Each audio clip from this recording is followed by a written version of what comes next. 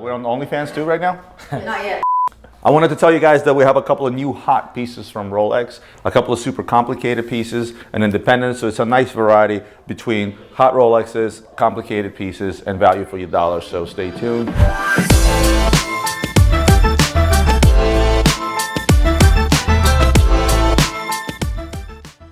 I saw this from the top and I said, oh my God. I literally, the words that came out of my mouth were literally... Yeah, but you didn't really know what it was. I didn't, because for a second... No, because what you thought it was, okay, what did I ended up not being. So what this ended up being is a day-date with the new scrumptious, delicious, amazing Go Eagles green dial. What you and thought it was a diamond bezel. Yes, but this is a baguette bezel. You guys but then when you unwrap the plastic, Instagram, check this out. Bezel. This is... What is the story with this piece? Because this is the first time I'm seeing one. I mean, look, it's just like any other yellow gold day-date. You have your dials, and then you have three different bezel formations. You have the fluted bezel, which is the plain Jane. Then you have the diamond bezel, and then you have the baguette bezel. Is there a fair question to even ask what the market is? Because I feel like there is no market on these yet. This is the first time I'm seeing one. It's about 95,000. Okay, but it's just a market that based on purchase. I mean, they don't make a lot of baguette bezel yellow gold day-dates to begin with, right? Yeah. They probably make them more in platinum than they do in yellow gold. I mean, we very rarely come across them. But it's actually the first time I saw it in person. I'm glad it came. Speaking of day-dates, I've always talked about how I like a yellow gold day-date with a champagne dial. The second closest to that would be the rose gold with the chocolate dial, the plain Jane, as you just call it, chocolate Roman, or it's, again, a big... Chocolate Roman? Whatever. Day-date chocolate. What's the story with these? I mean, these have been fairly stable. Again, it goes back to the same premise as the yellow gold ones. It's a watch that has come back to equilibrium that can be purchased right around retail price. And now more and more dealers are trying to buy them up because they understand the value in them. Exactly. You said chocolate Roman. Is that why you bought 7 day-dates in the last 2 days? Price, like actual price. For a chocolate dial, brand new in this condition, we actually have this one sold. We have another incoming. This has sold for $47,000. Okay. So with a list of around 40, it's pretty much MSRP at this point. Now we're gonna go to another day-date. This one has a diamond bezel, a diamond dial, and a dial that I cannot pronounce. Yeah, so this is a 36mm 𝗙𝗲𝗄𝗎 dial. Bless you. Man, that's tough to say. Yeah, Iceman, is that your cousin or something? Now, the dial, I don't know if you guys can zoom in enough on this to give this dial justice outside of that. It's like micro paved, i.e. tiny little diamonds on the markers. The dial itself, it is a stone.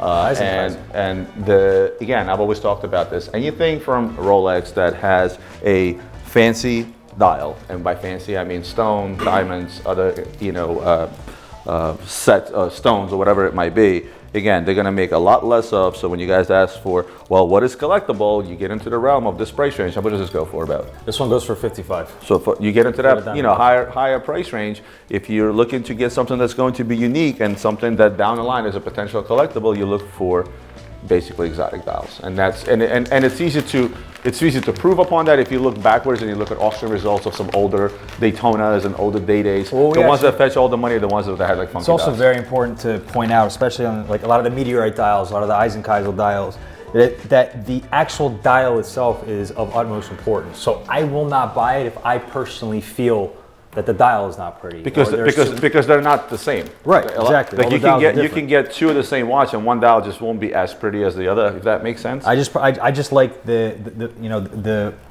overall aesthetic of the 𝗙𝗲𝗄𝗎 on this particular one. So if anybody wants that, it's very hard to see stickered up on camera, but. The story with this, does it come back from service or something? No, this is just one we got with the service card, 16613. So pre-ceramic, no gold through buckle.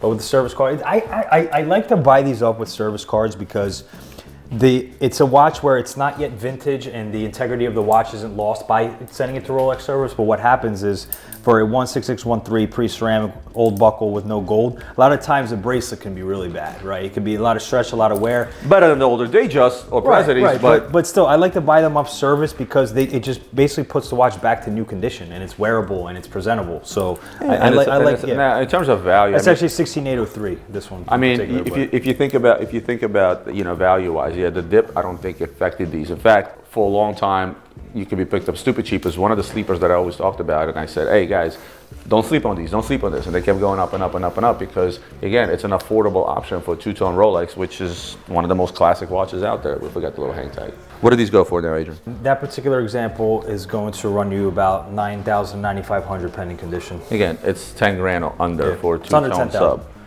which is great. Speaking of more Rolex, what's the story with these, by the way? Well, I would like, as I always say, a dirty chai latte, 2 pumps of chai with 2 shots of espresso and almond milk. I'm sorry, you want to run that back by me again? Have they come down? That's what it is, it's Starbucks. So I gave my Starbucks order. Never mind, Roman. The story with these is they're still a crazier premium over retail. It's one of our best-selling watches. Black sub with the green bezel. What more can you say about it? Would you like to see a sub with a red bezel? Yes. What would we call that? Spider-Man? It wouldn't be a Spider-Man. Guys, comment on YouTube, comment on Instagram. What would you call a Submariner? Daredevil. Strawberry? A daredevil. Daredevil. Daredevil, what was the other guy that you couldn't kill? What was his name? Deadpool, thank you. All right, well, it's funny. We were in my office. We had a client that came in. He was asking about a Sky Dweller, and right he wanted to buy the black dot. He said, my friend has it. I'm not going to buy it. Wait, someone said Elmo. Elmo. I bet you that would stick. I bet you Elmo would stick. Elmo would. It's got a ring. It's got a ring to it. Let's talk about the Sky Dweller stainless steel. Actually, I guess we can talk about Sky Dwellers in general. What do we have? Blue, white, black, price-wise today. Well, blue is at the top. So you're looking at, I always like to use brand new examples always. So blue is a $23,000 watch. And this is oyster bracelets. A black is going to be hovering around $20,000 brand new, and a white is going to be 19. And since we're on a kick of creating brand new Rolex watches, or Roman's wishful thinking, Sky Dweller steel, green dial, the same as on this president. That would be insane. Well, I did a rendering, if you remember, of that. Really? Exact thing. Do show. And pull out my handy dandy Instagram account. I do not remember that post. That's Anna. What are you stealing? No, but you made it like a lime green. Yeah, but the idea is there. Here's the funny thing: like, we're buying them, but I'll be transparent to the viewers. When we buy Day-Dates or Oyster Flex Daytonas or the likes of the Sky Dwellers, they are not lucrative watches for us to purchase. Anything that trades for MSRP and or a little bit above leaves us no margin to make money. But I'm still buying them because I feel that they're a great value, because you cannot really get them at the store, yet you're paying somewhere around MSRP for them. Listen, you guys also have to understand another thing. The biggest value in our business, there's a lot of different values in our business, and the biggest value in our business is the client.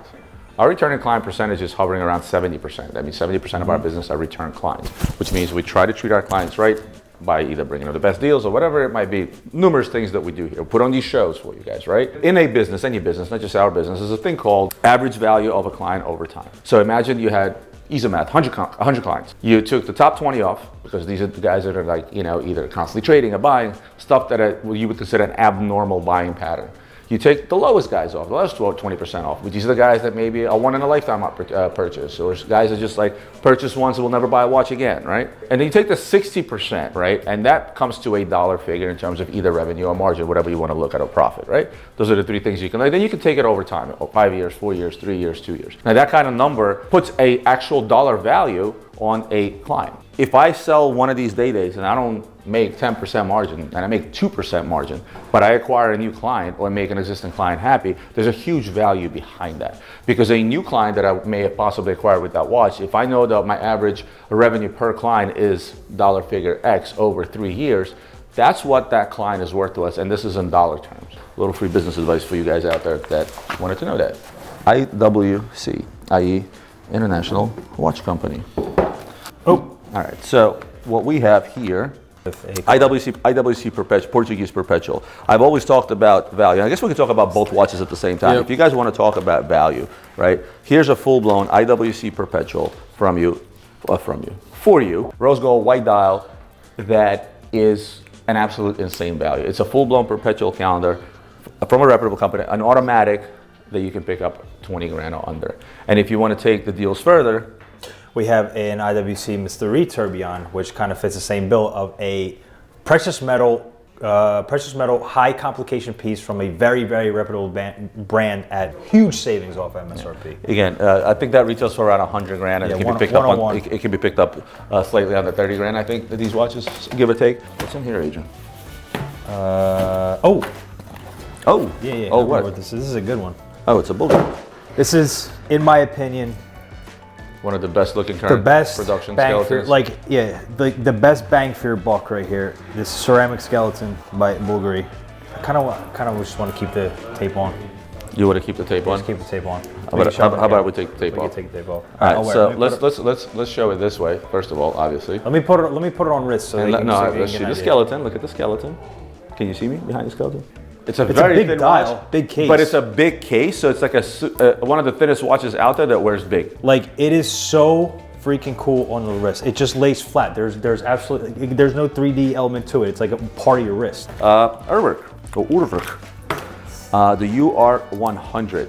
I did a video on a couple of these things. It's just the baby double bounce. You just called it a baby. How about an anorexic baby double bounce? Double bounce. Price wise, size wise, like it's such a good looking watch. It's crazy. I'm going to talk about the UR100. You guys know how much I love independents, and that doesn't necessarily include my favorite independent, which is MB&F. It includes all independents. And when we're out there buying, we're not biased. Huh? Richard? I think Richard. Wow. I think Richard Mille. You take MB&F. I will take MB&F over Richard Mille, yes. Shout out Max Booster. I will, no disrespect to Max, but I got to go with the Richard on this one. But I also love 𝗕𝗏𝗏, with which Max had a lot to do with. 𝗕𝗏𝗏𝗪. What are you laughing at, Cam? Most of you guys know how these 𝗕𝗏𝗏s work. A lot of guys ask me about what's the story with the turbines on the back, which is the winders, right? Anna posted the 𝗕𝗏𝗏𝗪 upside down on her story. What you want to do if you're playing an aggressive sport like tennis or something like that. These watches are designed to be able to do that, and much like Richard Mille. But what you don't want to do is, if you're doing a lot of this, you don't want your watch to continue winding. So you're actually able to stop the rotors by switching this little lever. If you want to know more, check out one of my old videos what I did on this or some other 𝗕𝗏𝗏𝗪. I don't remember. Was that before or after the beer? I don't know. Is it? I say that in the hopes of somebody going on there and just binge watching all my old what's on my desks, but I don't know if that ever happens. Last but not least, we always try to find something special to show you guys, and this time is a Jaeger minute repeater, Master Antoine Jaeger minute repeater that I have never seen before in my person. So the Master Antoine minute repeater by 𝗕𝗏𝗏𝗪, prior to Audemars Piguet's Supersonnerie concept and the Supersonnerie Royal Oak with the salmon dial, was in my mind one of the best sounding minute repeaters. In fact, in all metals, they're really good sounding minute repeaters. Jaeger really did a good job with the minute repeaters, and the best part about it is semi-skeletonized, so you can see the minute repeater go off on the watch. And the reason I say I've never seen one of these, I've sold plenty of these in various metals, be it titanium, be it gold. I have yet to see one with a diamond bezel, a factory diamond bezel. So they have dressed these up a bit with a diamond bezel. I don't know how I feel about it, yes or no, but I can tell you that this is the first one I've seen with a diamond bezel. It's got a feel to it. I was wearing it yesterday. I'm like, wow, it feels rich. And I think that concludes today's unboxing, unless Anna hit a small pink quorum somewhere. When did we start this? It was like a 45 minute. 45 minutes? Yeah. Rolex, you promised. What 45? It wasn't 45 minutes. Cam, what do you got on the camera? What do you have on camera? It was like around 40 minutes. 40 minutes! I told you. No. I'm telling you, man. It might have been 35. You get lost. I get lost. You talk too much. He starts. All right, we gotta cut it off. It's been 40 minutes, guys. Thank you so much for tuning in. YouTube, like, comment, share, subscribe. Instagram, TikTok. Thank you guys so much for hanging out, and we will see you on the next one. TikTok followers up. They said love you guys.